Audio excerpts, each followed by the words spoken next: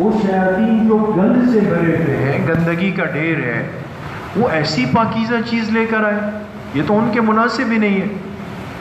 Number 2، وما یستطیعون، اور نہ وہ اس کی طاقت رکھتے ہیں، اس لیے کہ قرآن تو لوح محفوظ سے آیا، 7 آسمانوں کے اوپر سے آیا، اور وہاں تک جنات و شیاطین کی رسائی ہی نہیں ہے۔ فَإِنَّهُمْ عَنِ السَّمْعِ لَمَعْزُولُونَ، اور بے شک ان کو سننے سے روک دیا گیا، دور کر دیا گیا۔ آسمان کی باتیں شیاطین و جنات نہیں سن سکتے۔ فَلَا تَدْعُ مَعَ اللَّهِ إِلَٰهًا آخَرَ، پس آپ اللہ کے ساتھ کسی اور معبود کو مت بلائیں، مت پکاریں۔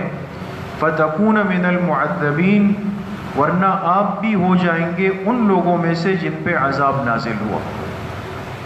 وَأَنذِرْ عَشِيرَتَكَ الْأَقْرَبِينَ، آپ ڈرائیے اپنے قریبی رشتہ داروں کو۔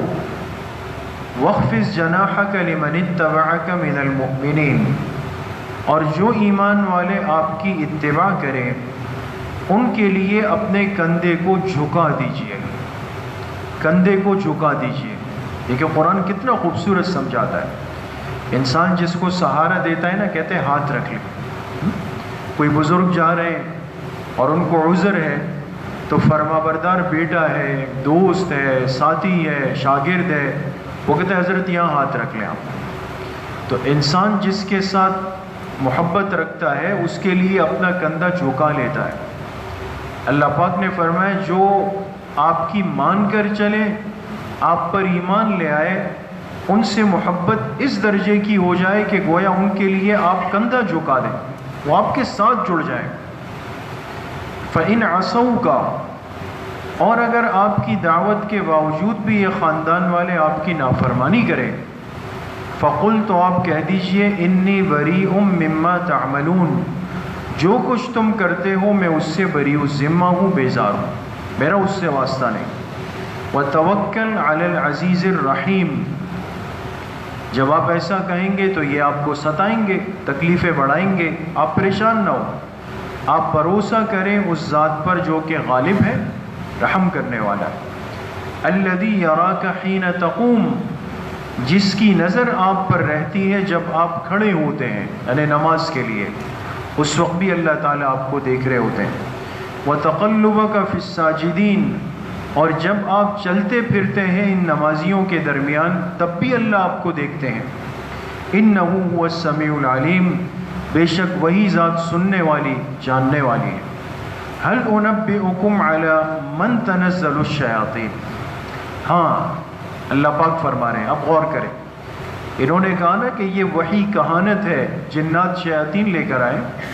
اللہ نے فرمایا ان سے کہہ دیں کہ میں تمہیں یہ بتا سکتا ہوں کہ شیاطین کس پہ اترتے ہیں، کس کے پاس آتے ہیں۔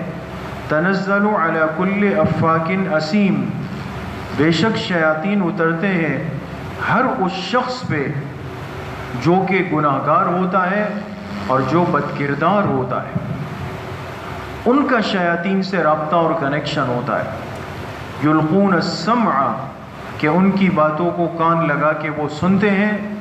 وَأَكْثَرُهُمْ كَاذِبُونَ، جبکہ اس میں سے زیادہ تر باتیں جھوٹ پر مبنی ہوتی ہیں۔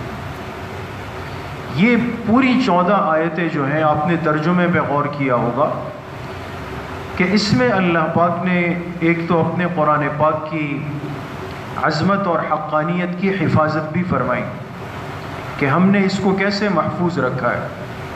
دوسرا، جو معترضین اعتراض کر رہے تھے اس کا جواب بھی دیا کہ اعتراض بالکل باطل ہے، غلط ہے، فاسد ہے، بے بنیاد ہے، کوئی حیثیت نہیں رکھتا۔ اور تیسری اہم ترین بات یہ ہے کہ آپ علیہ الصلاۃ والسلام کو اللہ پاک نے اپنے کام کی طرف متوجہ کرنے کی تلقین فرمائی۔ یہ 3 باتیں ہمیں سمجھنی ہے دوستو۔ پہلی بات ان آیات میں جو میں نے آپ سے عرض کی کہ ایک بڑا معروف اعتراض انہوں نے یہ کیا کہ بھئی یہ قرآن کریم کوئی وحی نہیں، کوئی فرشتہ نہیں لایا، کوئی آسمان سے نہیں آیا، تو نجومیوں کی باتیں ہیں، کاہنوں کی باتیں ہیں، اور ہوتا یہ تھا کہ زمانے جاہلیت میں کچھ لوگ ہوتے تھے جن کو وہ بڑی عزت اور اہمیت دیتے تھے. اور اہمیت کیوں دیتے تھے؟ کہ ان کے بارے میں ان کا عقیدہ یہ تھا کہ یہ ہمارے مستقبل کی، آنے والے حالات کی، خوشی غمی کی یہ خبریں بتاتے ہیں. ان کو پتہ ہوتا ہے. اچھا وہ کیسے بتاتے تھے؟ اب یہ بات اصل سمجھنے کی ہے. جب تک حضور علیہ الصلوۃ والسلام دنیا میں تشریف نہیں لائے، مبعوث نہیں ہوئے، اس وقت تک جنات کو اللہ پاک نے ایک اجازت دے رکھی تھی. یہ بات بہت غور سے سمجھنے کی. یہ اجازت دے رکھی تھی کہ یہ آسمان کے دروازوں تک جا سکتے تھے. آسمان، اللہ پاک نے کتنے آسمان بنائے ہیں؟ 7 آسمان. یہ تو ہر شخص جانتا ہے. جو سب سے پہلا آسمان ہے اور زمین سے سب سے قریب ہے، نیچے والا، اس کو آسمان دنیا کہتے ہیں. دوستو جب بھی کتاب میں یہ لفظ پڑھے نا کہ بھئی اللہ پاک آسمان دنیا پہ نزول فرماتے ہیں، مختلف روایات ہے، تو آسمان دنیا کا مطلب وہ آسمان جو سب سے زیادہ زمین کے قریب ہے اور وہ نیچے کی طرف سے. ہر آسمان میں اللہ پاک نے دروازے بنائے. ہر دروازے پہ اللہ پاک نے فرشتے مقرر فرمائے. وہ اللہ کی اجازت کے بغیر وہ دروازے نہیں کھول سکتے. اس لیے معراج کی جو حدیث ہے وہ ہمیشہ آپ حضرات سنتے ہیں کہ جب جبریل علیہ السلام آپ کو لے کر گئے آسمانوں پہ، ہر آسمان کے دروازے پر روک کر دروازہ بجایا گیا، اندر سے پوچھا گیا کون ہے، یہاں سے بتایا گیا، پھر دروازہ کھولا گیا. ایک نظام ہے پورا. تو آپ علیہ الصلوۃ والسلام کی بعثت سے پہلے تک جنات کے پاس اتنا اختیار تھا کہ یہ آسمان دنیا کے دروازوں تک جاتے تھے اور وہاں جا کر یہ کان لگا کر سننے کی کوشش کرتے تھے. اس لیے کہ فرشتوں کا پہرا ہوتا ہے. فرشتے آپس میں بات چیت کرتے تھے. کون سی باتیں کرتے تھے؟ 7ویں آسمان کے فرشتے کے پاس وہ بات آتی جو 6 آسمان کے فرشتوں نے کی. ان کے پاس وہ بات آتی جو 5ویں آسمان والوں نے کی. اوپر سے ایک سلسلہ چلتا ہے. جیسے ایک آدمی اوپر بات کر رہا ہے، میں نے سن لی، میں نے سن کے آپس میں کی، وہ نیچے والے نے سن لی، اس سے نیچے گئی. ایک تسلسل ہوتا تھا. تو کچھ باتیں ایسی ہوتی تھی کہ جو فرشتے آپس میں کرتے تھے اور ان باتوں کا تعلق ہوتا تھا تقدیر سے، دنیا کے احوال سے. چونکہ اللہ پاک نے فرشتوں کی مختلف ذمہ داریاں رکھی ہے، ڈیوٹیاں رکھی ہے، وہ اس نظام کے ساتھ چلتے ہیں، اللہ کے فیصلے ہوتے ہیں. تو ان فیصلوں کے بارے میں کوئی بات چیت فرشتے کرتے تھے. یہ جنات کان لگاتے تھے کہ ہمیں کچھ سمجھ آ جائے، کوئی بات آ جائے. لیکن ظاہر سی بات ہے کہ پوری بات اللہ پاک نے اس کی حفاظت فرمائی. چند ایک کلمات، الفاظ ان کے کانوں تک آ جاتے تھے. جیسے آپ بہت غور لگائیں کسی کی بات سننے کے لیے اور آپ کو 2-4 الفاظ سمجھ میں آ گئے، پوری بات سمجھ میں نہیں آئی. اب یہ شرارتی جنات کیا کرتے تھے کہ یہ زمین پر جب آتے تھے تو وہ طبقہ جو کاہن نجومی بن کر بیٹھا ہوا ہے دکان لگا کے، ان سے جا کے کہتے تھے کہ بھئی آج تو بڑی خبر آئی ہے آسمان سے. اچھا جی کیا آئی؟ یہ ہونے والا ہے، یہ ہونے والا ہے. اب سنا 100 میں سے 2% بات سنی، لیکن اس 2 کے ساتھ 50 اپنی طرف سے ملا دی. سمجھ میں آ گئی؟ اپنی طرف سے ملا دی، ایک ملغوبہ مکسچر بنا کے اس نجومی کو بتا دی. نجومی خوش ہو گیا کہ چلے جی مجھے تو ایک بڑی غیب کی بات پتہ چل گئی. اب نجومی کیا کرتا تھا کہ 50 تو اس شیطان نے ملائی، 50 یہ خود ملا دیتا تھا. اب پورا اچار تیار ہو گیا. اب کوئی شخص آتا تھا تو کہتے تھے کہ بھئی دیکھو یہ ہونے والا ہے، یہ ہونے والا ہے، یہ فیصلہ ہوا ہے، یہ ہوا ہے، یہ ہوا ہے. اب 100 میں سے چونکہ بات تو 2% پہنچی ہے، باقی تو اپنی طرف سے کچھ نہ کچھ بات کبھی نہ کبھی کہیں نہ کہیں ہو جاتی تھی. اس طرح کہتے تھے او ہو بھائی اس کا مطلب تو یہ ہے کہ واقعی یہ لوگ کچھ جانتے ہیں. تو اس کاہن اور نجومی نے اس معاشرے میں اپنا ایک مقام بنایا. اس لیے کہ شرک تھا، عقل پرستی کی وجہ سے اللہ پاک کی توحید سے دور تھے، ان کا بڑا احترام عزت کرتے تھے، ان کی بات کو ترجیح۔ تو اب حضور علیہ الصلوۃ والسلام نے جب وحی سنائی، قرآن پیش کیا، تو انہوں نے کہا یہ کون سی نئی بات ہے؟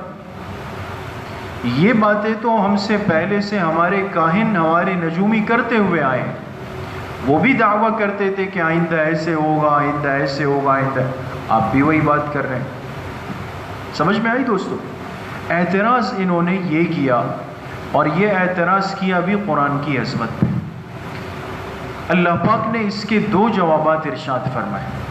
پہلا جواب یہ دیا وما ينبغي لهم، فرمایا یہ قرآن کریم اور اس کی وحی یہ کہانت نہیں ہو سکتی۔ وجہ کیا ہے؟ وجہ یہ ہے کہ قرآن ایک ہدایت سے، خیر سے پاکیزہ کلام ہے، اور جو شیاطین و جنات کا سلسلہ ہے وہ تو سراسر گند ہی گند ہے، غلاظت ہے، سب کچھ ہے، دو باتوں میں جوڑ نہیں ہے۔ جیسے ایک آدمی کچرا چنتا ہے، کچرا جمع کرتا ہے، پورے محلے کا کچرا جمع کر کے ایک بوری میں بھرتا ہے، اور پھر اس کو ایک ٹرالی میں رکھ کے لے جا رہا ہوتا ہے، تو کیا خیال ہے اس کا جو بورا ہے، اس کی جو ٹوکری ہے، اس سے بدبو ہی آئے گی نا، یا خوشبو آئے گی؟ بدبو نے آنا ہے، اس سے تو بدبو نے آنا ہے۔ اور ایک آدمی وہ ہے کہ وہ مسجد آتا ہے تو روز مشک کا عطر لگا کے آتا ہے، عنبر لگا کے آتا ہے، خس لگا کے آتا ہے، اور واقعی ہر آدمی کہتا ہے کہ بھئی یہ حاجی صاحب یہاں سے گزرے ہیں، ان کا عطر بتا رہا ہے، خوشبو بتا رہی ہے، یہ انہی کی خوشبو ہے یہاں سے۔ تو اب ایک دن اگر کوئی اس جمعدار کے بارے میں دعویٰ کر لے، راستے سے خوشبو آئی اور کہا کہ یہ آج کی خوشبو جو ہے جمعدار والی لگ رہی، جوڑ نہیں ہے نا دو باتوں میں، اس لیے کہ جمعدار سے تو خوشبو آنی نہیں ہے اور حاجی صاحب سے بدبو آنی نہیں ہے، دو باتیں جوڑ نہیں۔ تو سرکش شیاطین اور سرکش جنات، ان کے پاس شر ہی شر ہے، اور قرآن کریم کی جو آیات ہے یہ خیر ہی خیر ہے، تو یہ کیسے ہو سکتا ہے کہ جو شر لانے والے ہو وہ خیر لے کے آ جائے؟ جوڑ ہی نہیں۔ دوسری بات یہ ہے کہ وحی لائے تو کہاں سے لائے؟ جب حضور علیہ الصلوۃ والسلام کی بعثت ہوئی تو آسمان کے وہ دروازے بھی بند کر دیے گئے جہاں تک جنات جا کے کان لگاتے تھے، وہ سلسلہ بھی ختم۔ تو اب ایک آدمی ایک جگہ جا نہیں سکتا، اس کی انٹری نہیں ہو سکتی، اور وہ کہنے جی میں اندر تک تھا، اس کمرے میں تھا، میں نے یہ بھی سنا، یہ بھی سنا، لوگ کہیں گے آپ جھوٹ بول رہے ہو، آپ کی رسائی ہی نہیں ہے وہاں تک۔ وحی لانے کے لیے، لوح محفوظ تک پہنچنے کے لیے ایک رسائی چاہیے، سرکش جنات و شیاطین کی وہاں تک رسائی ہی نہیں، لہٰذا ان کا دعویٰ، ان کی بات جھوٹ کا پلندہ ہے اور کچھ بھی نہیں۔ سمجھ؟ یہ اللہ پاک نے اس کا جواب دیا۔ دوسری بات جو اہم ہے کہ اس کے فوراً بعد اللہ پاک نے فرمایا فَلَا تَدْعُ مَعَ اللَّهِ إِلَٰهًا آخَرَ فَتَكُونَ مِنَ الْمُعَذَّبِينَ، اللہ کے ساتھ کسی اور معبود کو مت پکارو، ورنہ جو پکارے گا اللہ کے عذاب میں آ جائے گا۔ کیا مطلب؟ فوراً حضور علیہ الصلوۃ والسلام کو ان کے دنیا میں جو آنے کا مقصد تھا، یعنی دعوت الی التوحید، انسانیت کو اللہ کے توحید کی طرف بلانا، یہ دعوت کا کام فوراً حضور کو اس کی طرف متوجہ کیا۔ ایک نقطے کی بات اب یہاں سمجھیں، حضور کو یہ سمجھا دیا کہ دنیا میں یہ جتنے فتنے ہیں، یہ منکرین ہیں، معترضین ہیں، ان کا مقصد آپ کو آپ کے کام سے، آپ کے ہدف سے، آپ کے مشن سے روکنا ہے۔ ایک طریقہ ہوتا ہے، جو کام کرنے والا آدمی ہوتا ہے نا دوستو، یہ بڑی اہم بات عرض کر رہا ہوں، آپ اپنے معاشرے پہ غور کریں، جو شخص، جو فرد، جو عالم، جو سمجھدار، دیندار، جو بھی ہے، جس طبقے کا بھی ہے، وہ کام کرنے والا ہو، فکر مند اور خیر خواہ انسان ہو، اور اس کے وجود سے محسوس ہو کہ واقعی فرق پڑے گا ماحول معاشرے پر، اتنا ہی زیادہ آپ کچھ دنوں بعد سنیں گے کہ لوگ اس کے پیچھے باتیں کر رہے ہیں۔ اور وہ طبقہ جو فتنہ پرور ہوتا ہے، جو صحیح ماحول نہیں چاہتا، جس کو اپنی دکان بند ہوتی ہوئی محسوس ہوتی ہے کہ بھئی میں تو پہلے یہ ساری خرابیاں اس علاقے محلے میں پیدا کر رہا تھا، میں چرس نشے بیچ رہا تھا، غلط چیزیں بیچ رہا تھا، فلمیں اور یہ چیزیں بیچ رہا تھا، اب تو یہ آدمی محنت کر رہا ہے، یہ تو میری ساری دکانیں بند ہو جائیں گی، سب ختم، کیا کریں؟ چلو بھائی اس سے کہا کہ یہ جو ہے نا صحیح آدمی نہیں، اس کا جو ہے نا یہ مجھے یہ کہانی پتہ چلی، اس سے کہا مجھے اس کی یہ کہانی پتہ چلی، اس سے کہا مجھے اس کی یہ، اور ہم ہیں کانوں کے کچے۔ اعتماد یہ بڑی مشکل سے جا کے آتا ہے، بد اعتمادی بدگمانی لمحوں میں پیدا ہوتی ہے۔ اس لیے میرے عزیزوں دوستوں بزرگوں، یہ ایک بہت بڑا فتنہ ہے۔ جو کام کے لوگ ہوتے ہیں، معاشرے کا غلط طبقہ، ان کے بارے میں بدگمانیاں پیدا کرتا ہے۔ ہم ان تجربات سے گزرے ہیں، دیکھا ہے، سنا ہے۔ خالی درخت کو بچہ بھی پتھر نہیں مارتا دوستوں، جس پر جامن ہے، کیری ہے، آم ہے، آپ دیکھیں نا اس کی شاخیں بھی جھکی ہوئی ہوگی، ہر ایک اس کو پتھر بھی مارے، کیوں؟ اس لیے کہ اس سے کوئی چیز حاصل ہوتی ہے، اس کو پتھر کھانے پڑتے ہیں، پھر بھی فائدہ دیتا ہے۔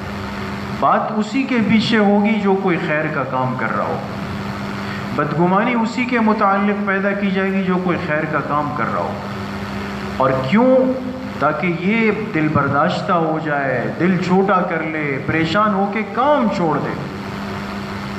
اب یہ اصل کام کرنے والے پر ایک آزمائش کا موقع ہوتا ہے۔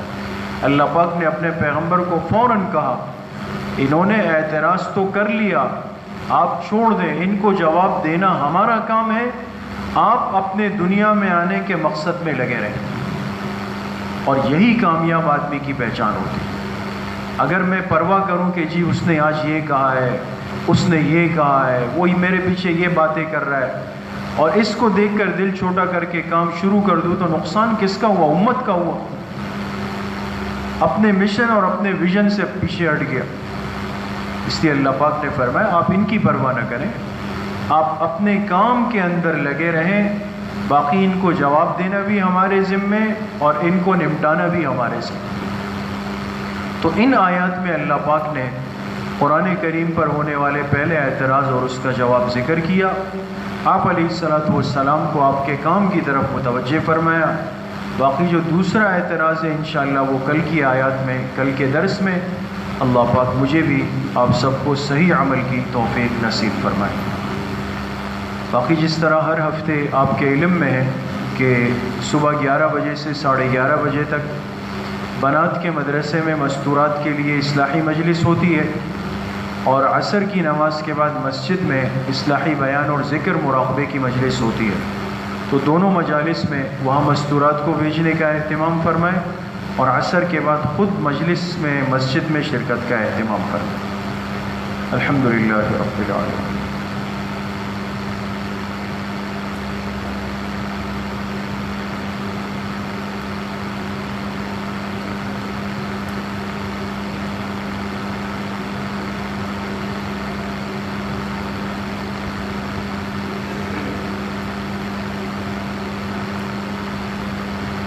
وصلی اللہ وسلم علی نبینا محمد وآلہ واصحابہ اجمعین برحمتہ۔